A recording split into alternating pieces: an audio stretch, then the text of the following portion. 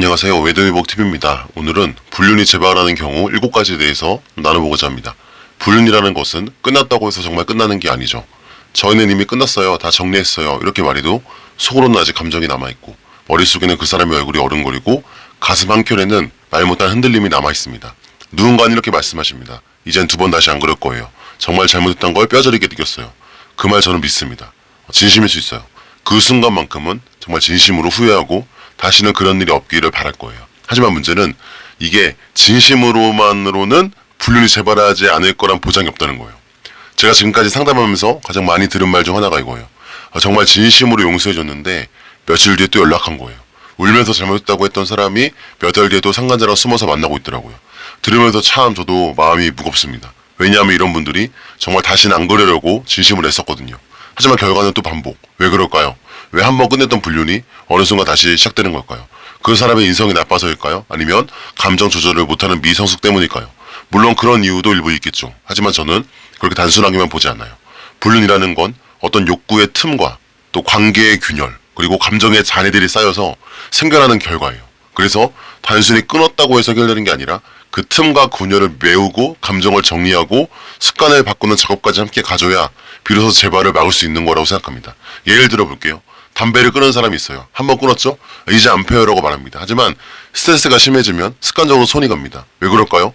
끊긴 했는데 몸은 여전히 담배를 기억하고 있기 때문이에요. 불륜도 마찬가지입니다. 끝냈다고 해도 그 사람과 나눴던 말, 표정, 눈빛, 감정 그 모든 게 머릿속과 가슴속에 살아있습니다. 그리고 삶이 흔들리는 순간 내가 가장 약해지는 순간 다시 그 기억이 위로처럼 떠오를 수 있어요. 그게 바로 재발입니다.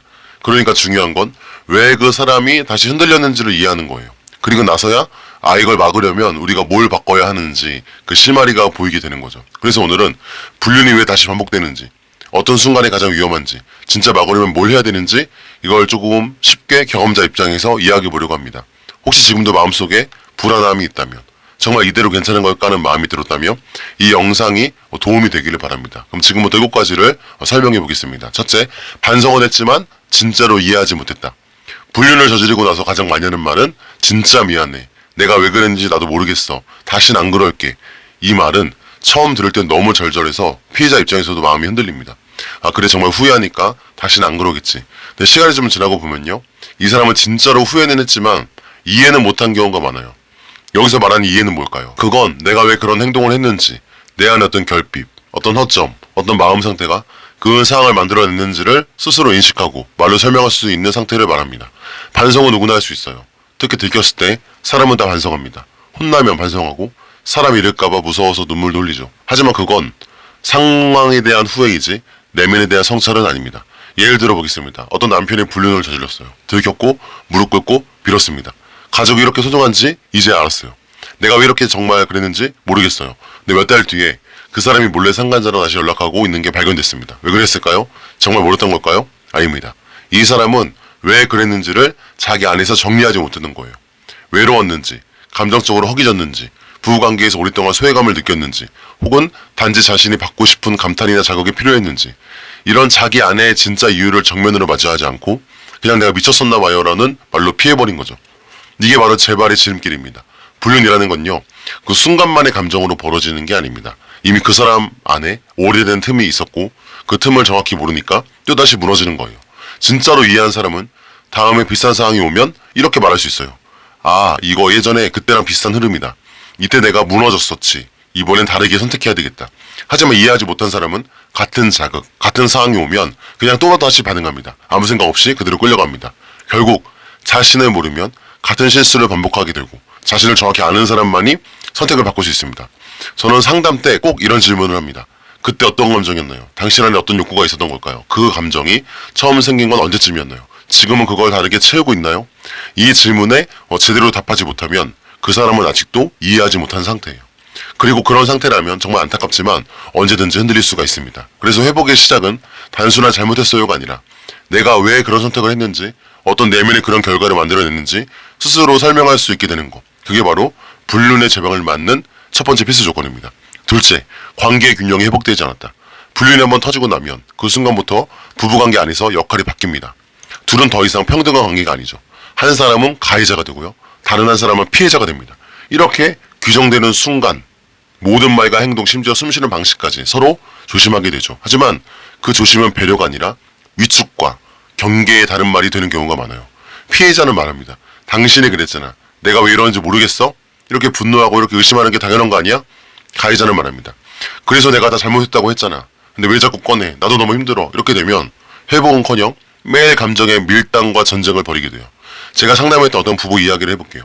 남편이 외도를 저지른 뒤 정말 진심으로 사과했고 집안일도 도맡아 했고 아내가 원하는 건 뭐든 해주려고 했답니다. 하지만 아내는 여전히 분노로 가득했고 그가 뭘 해도 쇼하지마 이제 와서 이런 말만 돌아왔어요. 그렇게 몇 달이 흐르자 남편은 점점 감정적으로 멀어졌어요. 그리고 결국 몇 달 전 연락을 끊었던 상간자에게 다시 메시지를 보냈어요. 나 너무 힘들다. 이젠 나 자신이 누군지도 모르겠어. 이게 바로 관계의 균형이 무너진 상태에서 회복을 시작했을 때 벌어지는 일입니다. 표면적으로는 회복처럼 보여요. 같이 밥 먹고 같은 집에 살고 애들 등하교 챙기고 생일 챙기고 하지만 정서적으로는요. 둘 다 여전히 고립돼 있습니다. 한 사람은 미안함에 눌리고 다른 한 사람은 상처에 눌립니다. 서로 가까이 있지만 정작 마음은 더 멀어져 있는 거죠. 여기서 중요한 건 이 관계가 다시 회복하려면 무조건 피해자가 참아야 한다는 것도 아니고 가해자가 끝없이 무릎 꿇어야 한다는 것도 아니에요. 진짜 핵심은 균형입니다. 서로 말할 수 있어야 하고 서로의 감정을 수용할 수 있어야 하고 싸우더라도 다시 회복할 줄 알아야 되고 서로가 존중받는 존재라는 느낌을 받을 수 있어야 합니다. 즉 관계가 가해자 피해자에서 다시 사람 대 사람으로 돌아와야 비로소 진짜 회복이 시작될 수가 있어요. 하지만 현실은 그렇지 않죠. 상처 입은 쪽은 그 상처를 자주 꺼낼 수밖에 없고 가해자는 그 말을 들을 때마다 위축되고 할 말도 없고 불편해집니다. 그럼 대화는 점점 줄고 감정 표현도 사라지고 결국에는 말없이 살아가는 날들이 늘어나죠. 그때 사람은 생각해요. 여긴 내 자리가 아닌가 봐. 그리고 그 마음이 깊어지면 과거의 자신을 존중받는 사람처럼 느끼게 해줬던 그 사람, 상간자에 대한 생각이 다시 마음에 기울 수 있게 되는 거예요. 그러니까 불륜이 재발하는 이유 중 하나는 단순한 유혹 때문이 아니라 관계 안에서 회복되지 못하는 자아 때문인 경우가 많습니다. 자기 존재가 너무 작아지고 목소리 낼 수 없고 계속 죄인으로 살아야만 하는 자리라면 사람은 그 자리를 오래 견딜 수가 없죠. 그래서 정말 중요한 건 우리가 진짜로 회복을 향해 가고 있는가, 이 관계 안에서 서로의 자리가 서로 채워지고 있는가, 이걸 스스로 물어봐야 됩니다. 말할 수 있는 분위기인가? 갈등이 생겼을 때 다시 회복하는 힘이 있는가? 서로에게 감정적 안정감을 줄 수 있는가? 이런 것들이 하나도 없는데 겉으로만 살아가고 있다면 그건 언젠간 다시 흔들릴 수 있는 위험한 구조예요. 그러니 관계의 균형을 다시 세우는 거, 이건 단순히 불륜을 용서하자가 아니라 서로를 다시 존중할 수 있는 관계로 회복하자는 제안 같은 거예요. 그걸 하지 않으면 불륜은 언제든지 다른 형태로 다시 찾아올 수 있습니다. 셋째, 유혹의 통로가 닫히지 않았다. 불륜이 끝났다고 말하지만 사실 많은 경우 완전히 끝난 게 아니에요. 관계는 정리했지만 카카오톡 친구 목록에 여전히 그 사람이 있고 인스타나 페이북 같은 SNS도 그들이 연결돼 있고 그리고 무엇보다 머릿속에서 아직 그 사람이 살아있어요.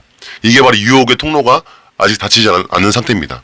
제가 상담에서 가장 많이 드리는 말 중에 하나가 이거예요. 끊으려면 정말 다 끊어야 합니다. 칼같이 냉정하게 남아있는 연결고리는 결국 마음을 다시 흔들리게 되죠. 불륜이 재발되는 이유 중 하나는 열린 통로만큼 위험한 게 없습니다. 아직도 연락처가 지워지지 않았거나 회사나 모임 등에서 얼굴 마주칠 일이 남아있거나 그 사람과 연결된 사람들과 계속 교류하고 있거나 아니면 단순히 SNS로 근황을 몰래 보고 있거나 이런 것들이 아주 작고 사소해 보여도 마음은 그 틈을 기억하고 언제든 다시 흔들립니다. 실제로 이런 분들이 있어요. 불륜을 들켰고 상간자의 관계를 정리했어요. 하지만 카카오톡은 지우지 않았고 그냥 연락만 안 하면 되는 거지라고 생각으로 넘겼는데 어느 날 SNS에 그 사람이 사진을 올린 걸 우연히 보게 된 거예요. 처음에 그냥 넘겼는데 며칠 지나니까 자꾸 생각나고 나도 모르게 프로필을 몇 번씩 확인하게 되고 결국엔 잘 지내지라는 메시지를 보내고 말았어요. 이게 바로 닫히지 않은 통로가 만들어낸 결과죠.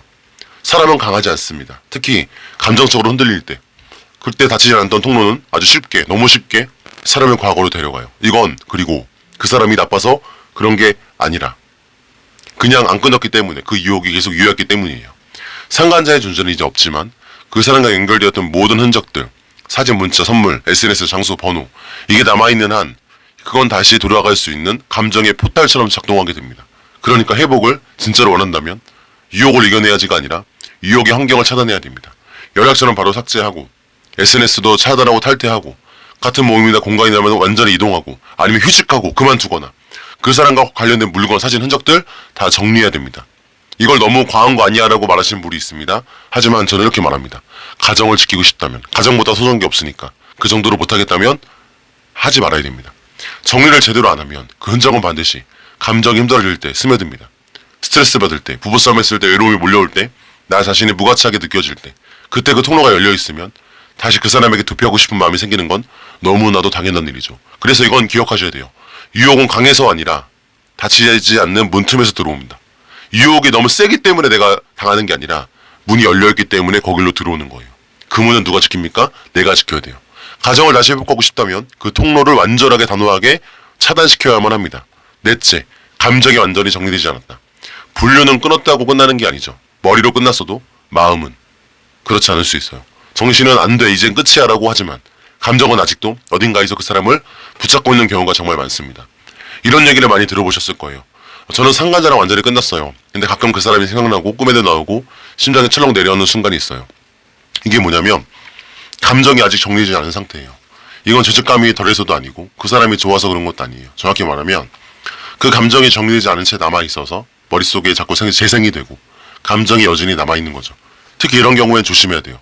부부 사이가 여전히 서먹하고 회복 과정에서 갈등이 많고 피해자의 분노와 눈빛, 날선 말들이 반복될 때, 그리고 그 사이에 나는 아직 용서받지 못했구나라는 느낌이 들 때, 그때 사람은 자기도 모르게 한때 자신을 따뜻하게 대해줬던 그 사람을 떠올리게 됩니다. 이게 바로 위험한 감정 회귀의 시작이에요. 이건 인간의 심리라고 합니다. 사람은 누구나 내 편이 필요해요. 비록 그 관계가 잘못된 거였어도 그 순간만큼은 나를 유래해줬던 기억, 나를 특별하게 봐줬던 느낌이 있었기 때문에 그게 정리되지 않으면 슬픔과 외로움의 순간에 그 감정이 다시 떠오르게 되는 거예요. 예전에 어떤 남편이 상담 중에 이런 말을 했어요. 저는 정말 끝냈어요. 근데 어느 날 밤에 아내가 저를 한참 쳐다보다가 아직도 그년 생각나? 라고 하더라고요. 그 순간 제가 정말 끝났다고 믿고 있었는데도 마음이 흔들렸어요. 아내의 그 눈빛이 너무 차가워서 괜히 그 사람이 따뜻하게 말해주던 그 기억이 떠올랐어요. 이게 바로 감정이 완전히 차단되지 않았던 증거죠. 이건 부부가 함께 다뤄야 할 문제예요. 가해자 혼자 이제 안 그럴게요 한다고 해결되지 않습니다. 그 감정이 왜 남아있는지, 어떤 상황에서 떠오르는지, 그 감정을 어떻게 안전하게 흘려보낼 수 있는지, 이걸 함께 이야기하고 서로에게 감정적으로 안전한 공간이 되어줘야 그 감정이 서서히 사라질 수 있습니다. 그런데 현실은 어떤가요? 피해자는 그 감정을 들을 준비가 안 돼 있고 가해자는 그 감정을 말하는 것조차 또 상처 줄까봐 두렵고 결국 그 감정은 말도 못하고 풀지도 못한 채 마음속에 남아있게 됩니다. 그러다 그 사람이 다시 SNS에 뭔가 올리면 우연히 스쳐 지나가는 한 장의 사진, 한 줄의 글, 한 통의 메시지에 그 감정이 다시 물결처럼 밀려오죠. 그리고 한순간, 그 순간 분류는 다시 시작될 수가 있습니다. 그래서 중요한 건 끝났으니까 이제 아무렇지 않겠지라고 생각하지 말고 그 감정이 완전히 빠져나갈 수 있도록 도와야 한다는 거예요. 글로 써보기도 하고 상담을 통해 정리해보기도 하고 부부간에 정직하게 털어놓을 수 있는 시간도 가져보고 필요하면 감정의 방향을 새로운 관계회복으로 재설정해보는 것, 이런 과정들이 있어야 비로소 감정이 정말로 정리가 됩니다. 다섯째, 자존감이 회복되지 않았다. 불륜을 저지르는 사람들은요, 겉으로는 보기엔 뻔뻔하거나 무책임해 보일 때가 많습니다. 하지만 상담실에서 깊이 들어가 보면 의외로 많은 분들이 자존감이 바닥난 상태에 있어요. 즉 자기 자신을 미워하면서 살고 있다는 거예요. 불륜이 발각되고 나면 가해자는 온몸으로 후회를 합니다. 내가 왜 그랬지? 정말 나 같은 인간은 가족을 가질 자격이 없는 것 같아요. 아이 얼굴도 똑바로 못 보겠어요. 아내 앞에 서는 게 너무 부끄럽고 무서워요. 이런 마음이 반복이 되면 점점 자기 자신을 무가치한 존재를 느끼게 됩니다. 그리고 그 무가치함은 어느 순간 나는 이래서 또다시 무너질 수밖에 없는 사람이야 라는 믿음으로 굳어지게 됩니다. 그때부터는 회복이 아니라 자포자기가 시작이 돼요. 나는 안 될 사람이야. 나는 원래 이렇게 약한 사람이야. 나는 아무리 해도 믿음을 줄 수 없어. 그 사람도 날 좋게 봐줬는데. 이렇게 자존감이 무너지는 사람은요, 누군가가 자신을 다시 괜찮은 사람처럼 느끼게 해주기만 해도 감정적으로 쉽게 끌리게 됩니다. 왜냐하면 지금 내 자신이 너무 싫고 너무 초라하기 때문이에요. 실제로 어떤 남편은 이렇게 말했습니다. 제가 아내랑 함께 살면서도 늘 죄인 같았어요. 저는 괜찮다고 생각했는데 아내는 계속해서 날카로운 말로 저를 찌르더라고요. 너는 사람도 아니야. 넌 평생 죄인이야. 아이들 앞에서 아빠라고 말하지도 마. 그 말들이 사실이니까 반박할 수 없죠. 근데 어느 날 문득 그 사람이 보낸 잘 지내요 라는 짧은 메시지에 제 마음이 다시 흔들렸어요. 저를 사람처럼 대해줬던 사람이었으니까 자존감이 바닥나 있으면요, 불륜이 단순한 사랑이 아니라 욕망의 문제가 아니라 나 자신을 붙잡으려는 감정적 도피처로 작동하게 됩니다. 이걸 주변 사람들은 잘 몰라요. 너 왜 또 그러냐, 뭐 이 정도 있으면 충분하지 않냐 이렇게 말하죠. 하지만 문제는 이 사람이 자기 자신을 아직 용서하지 못하고 있다는 거예요. 그리고 자존감이 회복되지 않은 상태에서는 아무리 가족이 용서해도 스스로를 용서하지 못해서 다시 무너지게 됩니다. 자존감이 회복된다는 건 단순히 난 괜찮다라고 말할 수 있는 게 아니라 과거의 자신을 직면하고 그럼에도 불구하고 다시 살아갈 수 있는 힘을 회복하는 거예요. 나는 실수했지만 다시 세울 수 있다. 나는 부족했지만 다시 배워나갈 수 있다. 나는 한때 잘못된 선택을 했지만 그걸 통해 나 자신을 더 깊이 알게 되었어. 이런 마음이 생겨야 비로소 재발을 막을 수 있는 힘이 생깁니다. 그런데 이 자존감 회복은 혼자서 절대 되지 않아요. 가해자 스스로의 노력도 필요하지만 가정이라는 울타리, 회복을 돕는 환경, 그리고 나를 사시 사람으로 대해주는 관계가 함께 있어야 가능한 일입니다. 불륜을 끊는 힘은 의지가 아니라 존재 회복에서 옵니다.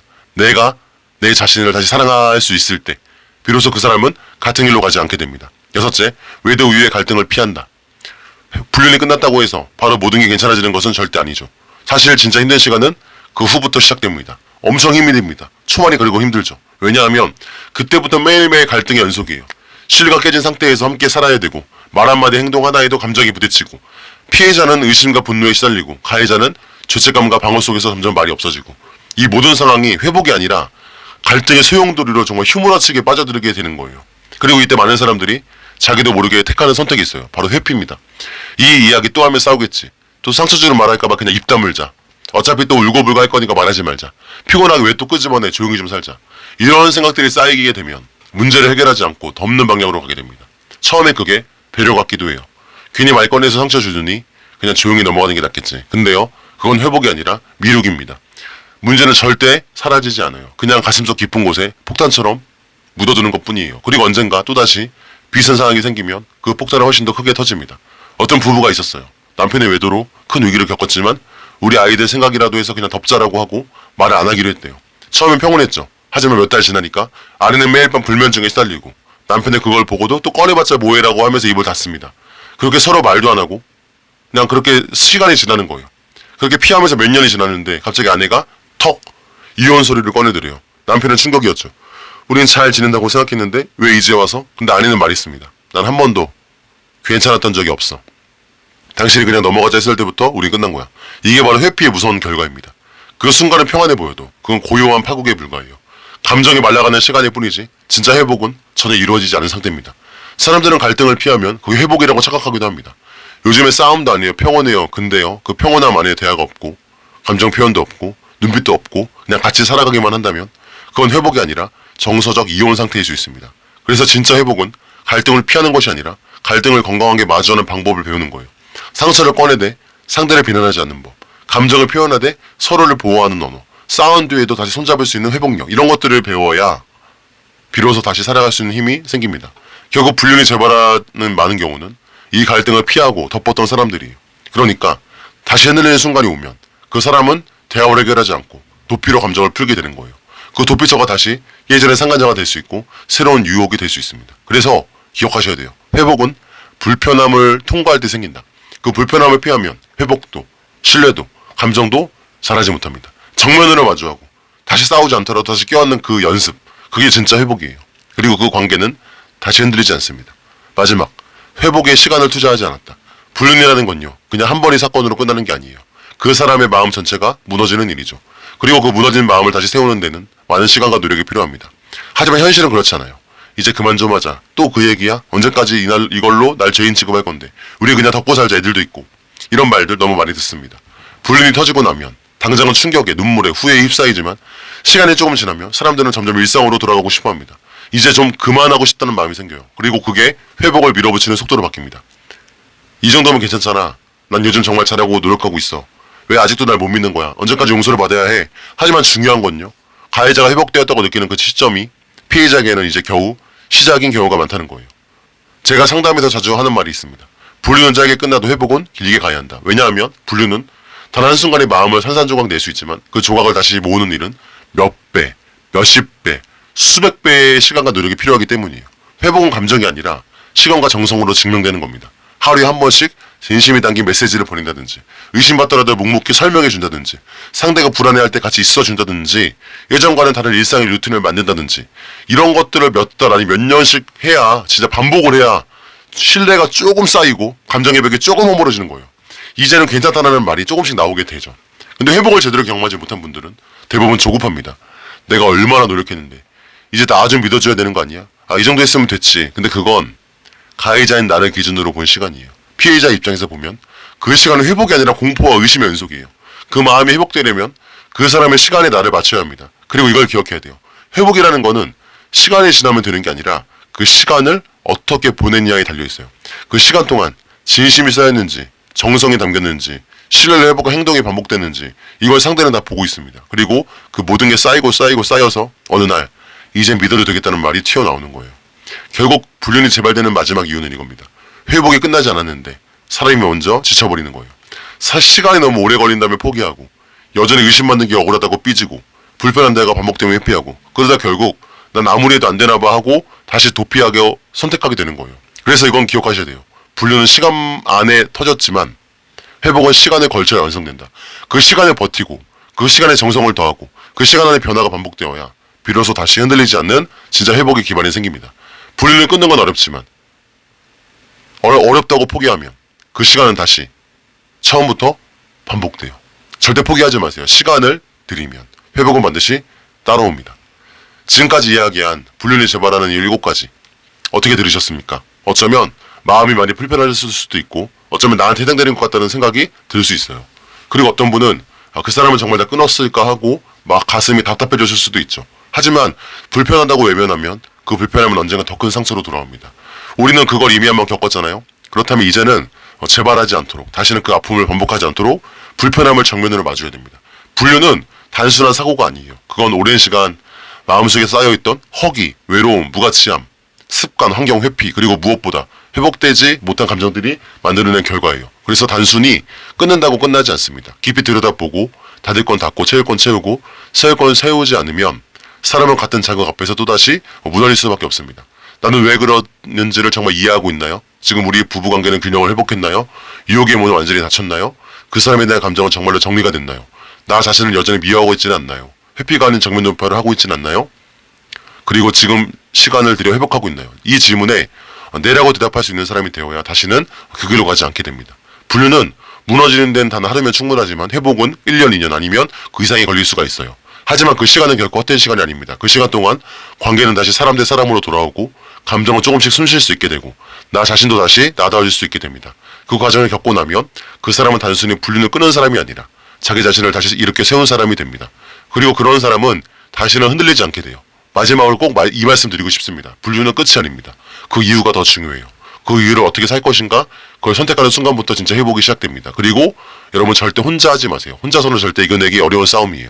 함께 손잡고 울어주고 정직하게 마주해주는 사람이 있다면 그 싸움은 이길 수 있는 싸움이 됩니다. 이 영상을 보고 계신 여러분, 지금 이 순간이 다시 회복의 방향으로 발을 디디는 첫 번째 순간이 되기를 진심으로 바랍니다. 끝까지 함께 걸어갈 겁니다. 넘어져도 괜찮습니다. 단 다시 일어설 준비만 되어 있다면 괜찮습니다. 당신을 회복할 수 있습니다. 그리고 그 회복은 당신만의 싸움이 아니라 당신의 사랑하는 사람들과 함께하는 여정입니다. 끝까지 잘 걸어가기를 바랍니다. 지금부터 시작입니다. 감사합니다.